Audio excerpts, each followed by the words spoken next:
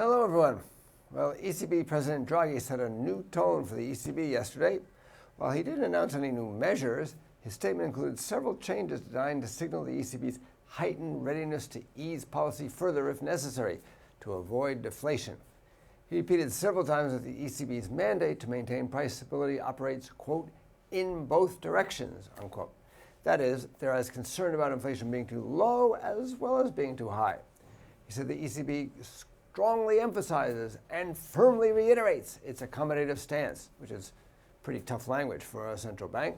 And he said it was determined to maintain the high degree of monetary accommodation and to take further decisive action if required to avoid inflation getting too low. Decisive action. He said several times that the Governing Council is ready to use all instruments allowed by the treaty, which suggests the policy measures may be less constrained than the market thinks. In fact, it could be interpreted as allowing some measure of quantitative easing, which would be quite remarkable for these folks.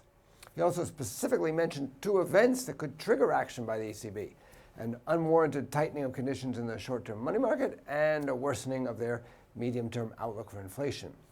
Now, Eurodollar dropped as he was talking, but after he pointed out that the fall in inflation in December in the Eurozone was caused by some technical changes to the seasonal adjustment factors in Germany, the implication being that it wasn't a cause for concern on the ECB's part, the euro soon based and the dollar began falling in New York and in Asia too. It's been recovering this morning in Europe, however. Now, looking at movements in the commodity market recently, I think Mr. Draghi may have something to worry about soon. Brent oil is down about 5% from its peak, which was just in late December, and copper just fell 1.5% overnight on fears about Chinese growth. Now, weaker commodity prices suggest that inflation is likely to fall further, which increases the likelihood that the ECB will have to act. Remember, the ECB targets headline inflation, not core inflation, so oil prices do affect its thinking and its policy response. I still expect the ECB to loosen policy further later this year, which is the complete opposite of the Fed's tapering. And that divergence in policy should drive Eurodollar lower and indeed support the dollar overall. Speaking of tapering, today the focus is, of course, on the U.S. non-farm payrolls. Payrolls are estimated to have risen by about 197,000. That's a bit lower, but not significantly lower than 203,000 in November. So, while the unemployment rate is forecast to have remained unchanged at 7%.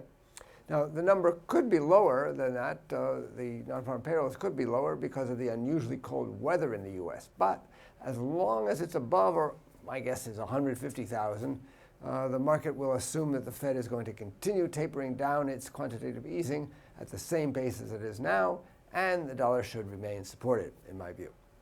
For more information, including technical analysis, please read the full comment on IronFX.com. You can also follow us on Twitter, like us on Facebook, subscribe to our YouTube channel, or circle us on Google+ to get more trading ideas. This is Marshall Gittler, head of Global FX Strategy at IronFX, wishing you solid trading.